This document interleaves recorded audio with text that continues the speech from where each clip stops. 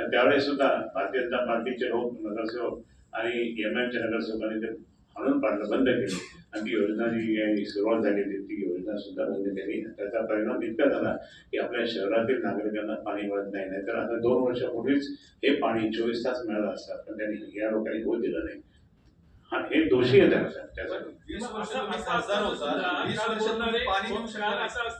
नाही असं नाही, ते आत्ताची गोष्ट आहे ती, आत्ताची गोष्ट आहे. मी खासदार होतो, एकदा तुम्हाला सांगतोय, हे शहर मी शांत ठेवलं, हे शहर शांत ठेवलं, हा जिल्हा शांत ठेवला. 1990 पासून मी या ठिकाणी शांत ठेवल्यामुळे प्रोग्रेस झाला, डेव्हलपमेंट झाला. आणि डेव्हलपमेंट म्हणजे काय, DMIC किती मोठ्या प्रमाणात आणली आपण. शेंद्रा बिल्किन हे पूर्ण इंडस्ट्री तेही काँग्रेसच्या दिल्ली मुंबई काँग्रेसच्या. इतक्या जलील दावा करता की मी खासदार झालं तर शहर शांत झालं, तुम्ही दावा करताय. त्याला दिल्ली माहित नाही अजून, इतक्या जिल्ह्यात दिल्ली माहित नाही. आमच्या डॉक्टर करांना सुद्धा दिल्ली माहित नाही. दिल्लीत कामं कोणत्या होत्या काय होतं त्याला वेळ लागतो 5 सेकंद. दंगल झाली होती खैरे साहेब, त्या दंगलीमध्ये तुम्ही स्वतः सहभागी होतात, तर शहर कसं शांत ठेवलं? कधी कधी एक दंगल झाली होती. एक दंगल नाही, तुम्हाला मी एक सांगतो. ज्यावेळेस 1990 पासून पहिला हिंदू आमदार झाल्यानंतर त्या दिवशीपासून जे काही दंगली धोके सगळे शिवसेनेच्यामुळे शांत झाल्या. आमचे सर्व मुस्लिम भाई आमच्याकडून त्या ठिकाणी आले आणि त्यांनी सांगितलं नाही भाई अक्षरशः, पण 28 ऐका पण 28 वर्ष त्या ठिकाणी शांतता ठेवली. आणि 28 वर्षानंतर MIMच्या हैदराबादी लोकांनी ही राजाबाजामध्ये दंगल केली.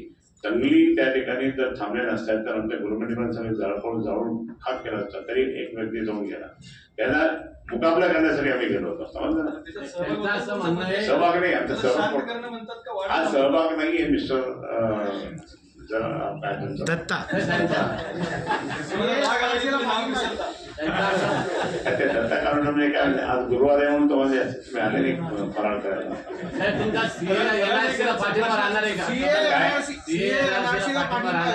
कोणाला तुमचं निवडून आल्यावर NRC ला पाठिंबा राहणार आहे तुमचा? माननीय उद्धवजी ठाकरेंचं धोरण असेल, ते ठरलं असेल महाविकास आघाडी, ते आम्ही करू. साहेब तुम्ही आता सांगितलंय की मी गाडीमध्ये बसा, माझे मी विकास दाखवतो. मात्र तुमचे जुने सहकारी बोलणारे यांनी सांगितलं की खरे यांनी 20 वर्षामध्ये सगळं म्हणजे छत्रपती संभाजीला खड्ड्यात घातले होते. फुटले ना, ते गद्दार झाले, ते गद्दारी झाल्यामुळे त्यांना आता काय म्हणू नये, काहीतरी बोला पाहिजे. त्यांनी तिकडून खोके घेतले, खोके, ते खोके वाचवण्यासाठी त्यांनी 2 कोटी रुपयाची कामं करून दाखवलेली खैरे साहेबांनी दाखवावी, एक बक्षीस मिळवा. ठीक आहे, ते आता मी त्यांच्याबद्दल बोलत नाही. ते त्यांना मी